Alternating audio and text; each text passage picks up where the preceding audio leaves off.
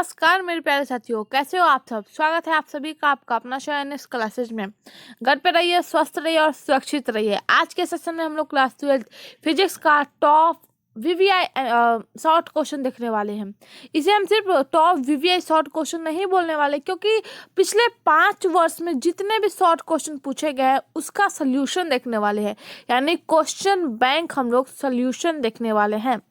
तो अंत तक बने रहिए, वीडियो को स्किप मत कीजिए। और आप लोगों से रिक्वेस्ट है कि आप लोगों ने अभी तक हमारे चैनल को सब्सक्राइब नहीं किया है तो वीडियो को लाइक करें, चैनल को सब्सक्राइब करें और बेल आइकन को दबा दें, ताकि जितने भी अपडेट्स हो सबसे पहले आपके पास पहुंचे।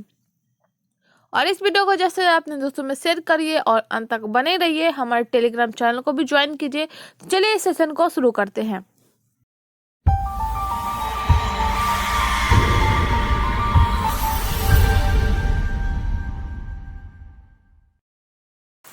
तो देखिए, हमारा फर्स्ट क्वेश्चन है कि विद्युतीय बल रेखाओं के 2 गुण लिखना है। विद्युतीय बल रेखाओं के 2 गुण, ये सब जो है वो टोटल हम लोग को 2 मार्क्स मिलेंगे। एक क्वेश्चन का 2 मार्क्स। तो ये जो है वो शॉर्ट टाइप क्वेश्चन है। तो देखिए, विद्युतीय बल रेखाओं के 2 गुण निम्नलिखित है। पहला, ये देखिए एक दूसरे को प्रतिच्छेद नहीं करती है। प्रतिच्छेद नहीं करती है मतलब एक दूसरे को, मतलब ये 2 रेखाएं हैं लेकिन ये दोनों क्या है, ये प्रतिच्छेद नहीं करती है। दूसरा, ये रेखाएं एक दूसरे पर पार्श्विक दाब आरोपित करती है। पार्श्विक दाब जो है वो क्या आरोपित करती है। तो विद्युतीय बल के 2 गुण लिखना था, जिसमें पहला तो है कि ये रेखाएं जो है वो एक दूसरे को प्रतिच्छेद नहीं करता है। दूसरा, ये रेखाएं एक दूसरे पर पार्श्विक दाब आरोपित करता है। तो ये 2 गुण हम लोग आराम से लिख सकते हैं। इसे हम लोग को टोटल 2 मार्क्स दे देंगे। तो चलिए नेक्स्ट क्वेश्चन देखते हैं। क्वेश्चन नंबर 2 है कि लौह चुंबक से आप क्या समझते हैं। लौह चुंबक मतलब वे पदार्थ जिन्हें चुंबकीय क्षेत्र में रखे जाने पर वह क्षेत्र की दिशा में प्रबल रूप से चुंबकित होता हो। वे चुंबकीय क्षेत्र यानी वे पदार्थ। लौह चुंबकीय से आप क्या समझते हैं, क्वेश्चन में ये दिया हुआ है। तो लौह चुंबकीय पदार्थ है क्या, फेरोमैग्नेटिज्म, यानी वे पदार्थ जिन्हें चुंबकीय क्षेत्र में रखे जाने पर वह क्षेत्र की दिशा में प्रबल रूप से चुंबकित होता है। प्रबल रूप से क्या होता है, चुंबकित होता है। तथा किसी चुंबक के सिर के पास ले जाने पर सिर की ओर तेजी से आकर्षित होता है। तेजी से क्या होता है, आकर्षित होता है। एग्जाम्पल हम दे तो चुंबक को आप लोगों ने देखा होगा, चुंबक और एक साइड में लोहा रख दे, तो जैसे जैसे चुंबक को उसके नजदीक लेके जाएंगे उतनी तेजी से क्या होगा, आकर्षित होता है लोहा चुंबक की ओर। या फिर चुंबक का देख सकते हैं, चुंबक लोहे का देख सकते हैं। तो इसमें बोला गया है कि वे पदार्थ जिन्हें चुंबकीय क्षेत्र में रखे जाने पर वह क्षेत्र की दिशा में प्रबल रूप से चुंबकित हो जाता है। मान लीजिए क्षेत्र की दिशा इस तरफ है, तो क्या है, क्षेत्र की दिशा में क्या हो जाएगा, चुंबकित होता है। तथा किसी चुंबक के सिर के पास ले जाने पर, मतलब मान लीजिए ये हम लोग का चुंबक है और इस सिर के पास जो है वह कोई लोहा ले गए, मान लीजिए ये हमारा लोहा है, तो ये क्या होगा, तेजी से इसकी ओर बढ़ेगा। मतलब जैसे जैसे इसके नजदीक लेते जाएंगे वो तेजी से उसकी ओर आकर्षित हो जाएगा। इसी को ही बोलते हैं लौह चुंबकीय पदार्थ। इसी को क्या बोलते हैं, लौह चुंबकीय पदार्थ। तथा यह घटना लौह चुंबकीय पदार्थ कहलाता है, चुंबकत्व भी कहलाता है। मतलब लौह चुंबकत्व भी कहलाता है। एग्जाम्पल में लिख सकते हैं लोहा NiCO Fe3O4 Fe3O4, ये सब जो क्या है, लौह चुंबकत्व को प्रदर्शित करते हैं। तो लौह चुंबकत्व आप लोग को समझ में आ गया होगा कि लौह चुंबक क्या है, फेरोमैग्नेटिज्म क्या है, वे पदार्थ है जिन्हें चुंबक क्षेत्र में रखे जाने पर वह क्षेत्र की दिशा में प्रबल रूप से क्या होता है, चुंबकित हो जाता है। तथा किसी चुंबक के सिर के पास ले जाने पर सिर की ओर तेजी से आकर्षित होता है। सिर की ओर क्या होता है, तेजी से आकर्षित होता है, लौह चुंबकीय पदार्थ कहलाता है। तथा यह घटना लौह चुंबकत्व कहलाती है। अब मैंने बताया आप लोग को कि मान लीजिए ये हम लोग का क्या है, ये हम लोग का चुंबक है और ये मान लेते हैं लोहा है। या फिर ये मान लेते हैं कि ये रॉड है, लोहे का रॉड है, तो जैसे इसको हम यहाँ पर ला के रखें तो ये तेजी से इसकी ओर क्या होता है, बढ़ता है। तो इसी प्रोसेस को ही बोलते हैं लौह चुंबकत्व। तो आई होप आप लोग को समझ में आ गया होगा। चलिए नेक्स्ट क्वेश्चन देखते हैं। अगला क्वेश्चन है कि एनालॉग सिग्नल से क्या समझते हैं। एनालॉग सिग्नल, एनालॉग सिग्नल वह परिपथ जिसमें वोल्टेज तथा धारा समय के साथ लगातार बदलता रहता है। वोल्टेज जैसे कभी कभी आप लोगों ने देखा होगा कि पावर जो आती है बिजली, तो कभी जो होता है वो उसमें मतलब बॉल में लाइट जो है वो क्या होता है, बार बार आती है जाती है या फिर वो भुक भुक आने लगता है। तो उससे क्या होता है, वोल्टेज कम होता रहता है। कभी कभी बोलते हैं ना कि वोल्टेज कम है, उस पर फ्रिज नहीं चल सकता वगैरह वगैरह, जो लोडिंग नहीं ले सकते हैं तो वो नहीं चल सकता, बस एक नॉर्मली पूरे घर में एक बॉल चल सकता है। तो बोलते हैं कि मतलब ट्रांसफार्मर उड़ गया है या लाइन सीरीज में है, तो उस समय जो है वो क्या है, वोल्टेज, वोल्टेज उसी को बोलते हैं कि वोल्टेज रहने पे हर एक कम हो सकता है, वोल्टेज ना रहने पे नहीं हो सकता। तो एनालॉग सिग्नल क्या है, वह परिपथ जिसमें वोल्टेज तथा धारा समय के साथ क्या होता है, चेंज होता रहता है, बदलता रहता है, उसको ही बोलते हैं एनालॉग सिग्नल। उसको क्या बोलते हैं, एनालॉग सिग्नल। इसकी प्रकृति कैसी होती है, ज्यावक्रिय होती है। क्या होती है, ज्यावक्रिय होती है। तो एनालॉग सिग्नल क्या है, वह परिपथ जिसमें वोल्टेज अथवा धारा समय के साथ चेंज होता रहता है, उसी को ही बोलते हैं एनालॉग सिग्नल। और इस प्रकार से लिखने में आप लोग को कोई दिक्कत नहीं होगी, बस समझना इंपॉर्टेंट है। समझ गए, आप आसानी से लिख करके आ सकते हैं। तो ये सब जो क्वेश्चन है वो वेरी वेरी इंपॉर्टेंट है। ये जो है वो क्या है, क्वेश्चन पेपर सोल्यूशन है। पिछले 5 ईयर्स में कौन कौन से क्वेश्चन पूछे गए हैं वो हम लोग देख रहे हैं। तो एनालॉग सिग्नल पूछा गया है, तो समझ में आ गया होगा कि एनालॉग सिग्नल किसे कहते हैं। वह परिपथ जिसमें वोल्टेज अथवा धारा समय के साथ क्या होता है, बदलता रहता है। मान लीजिए फिलहाल के लिए वोल्टेज 30 वोल्ट है, कुछ समय के बाद जो है वो क्या हो जाएगा, 80 वोल्ट हो जाएगा। तो इसी को ही बोलते हैं चेंजेस। तो इसमें जो है वोल्टेज भी चेंज होता है और धारा के समय के साथ लगातार बदलता भी रहता है, धारा समय के साथ चेंज होता रहता है, उसी को ही एनालॉग बोलते हैं। और इसकी आकृति जो होती है, प्रकृति जो होती है ज्यावक्रिय होती है। तो आई होप समझ में आ गया होगा। चलिए नेक्स्ट क्वेश्चन देखते हैं। क्वेश्चन नंबर 4 है कि किसी नाभिकीय की बंधन ऊर्जा किसे कहते हैं।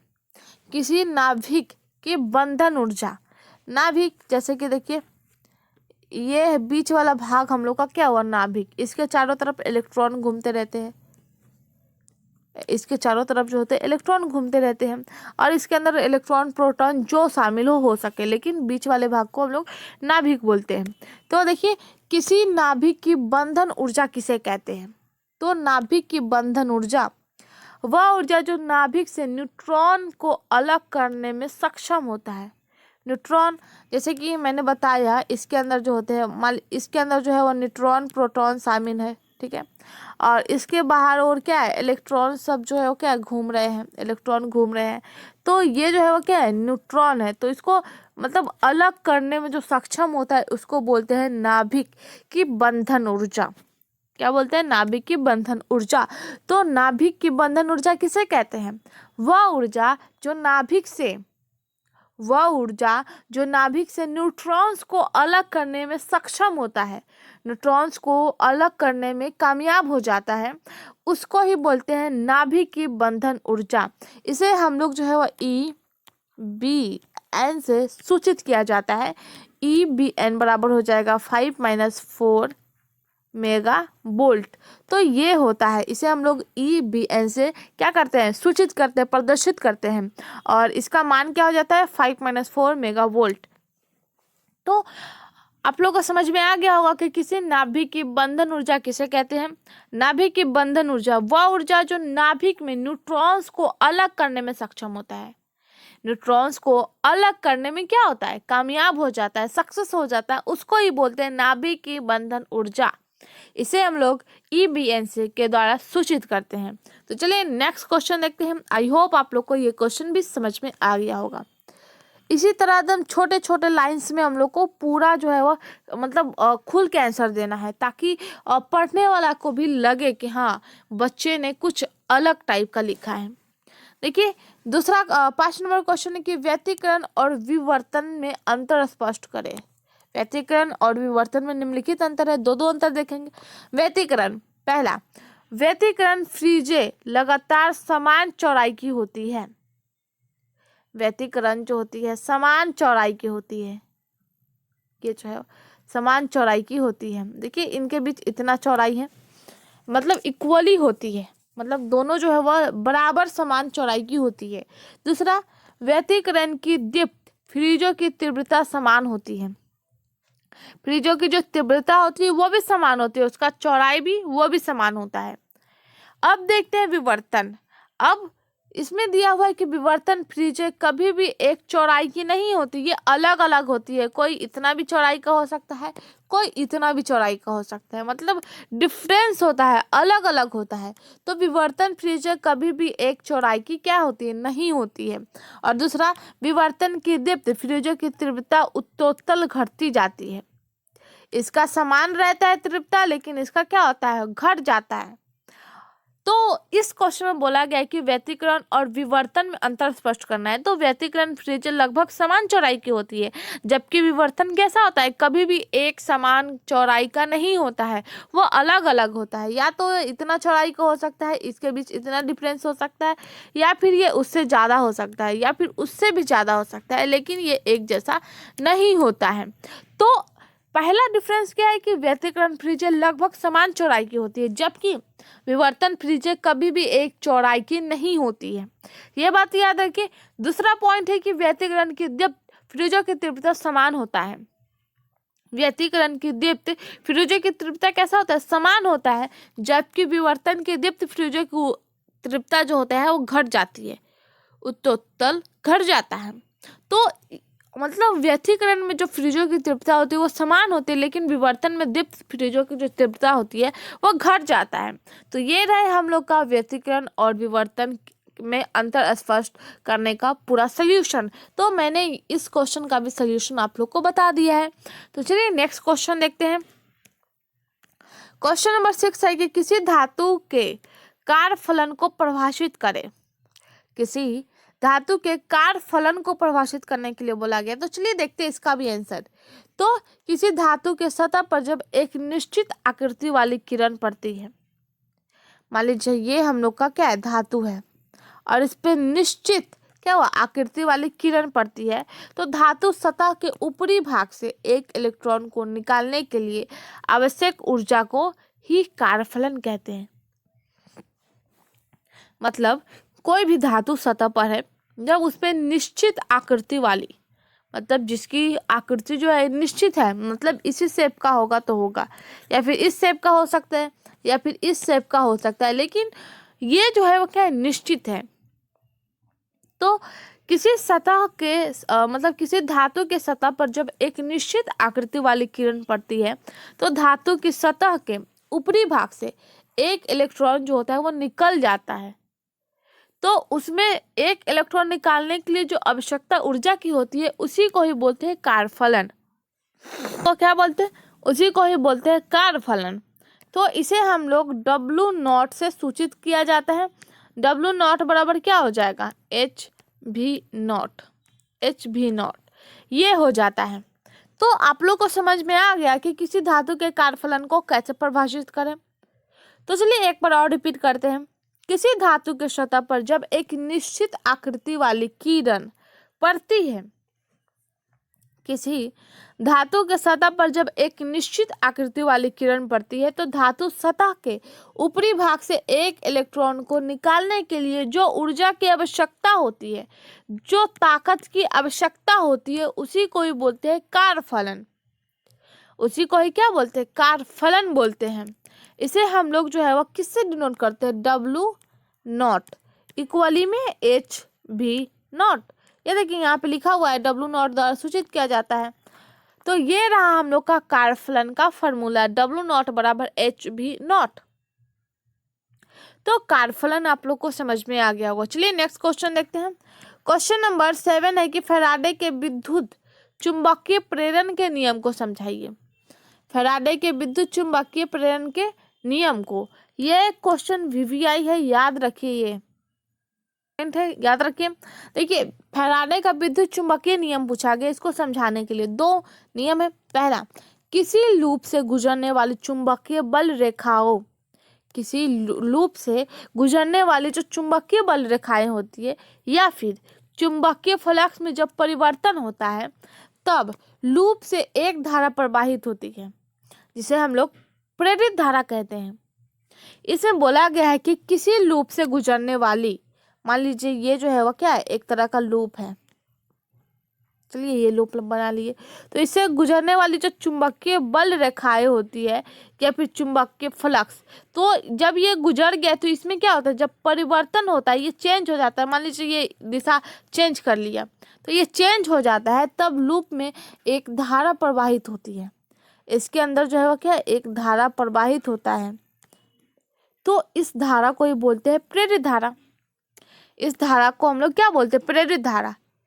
यह धारा तब तक रहती है जब तक कि लूप गुजरने वाली बल रेखाओं में परिवर्तन ना होता हो, तब तक इसमें क्या होता है, ये धारा रहता है।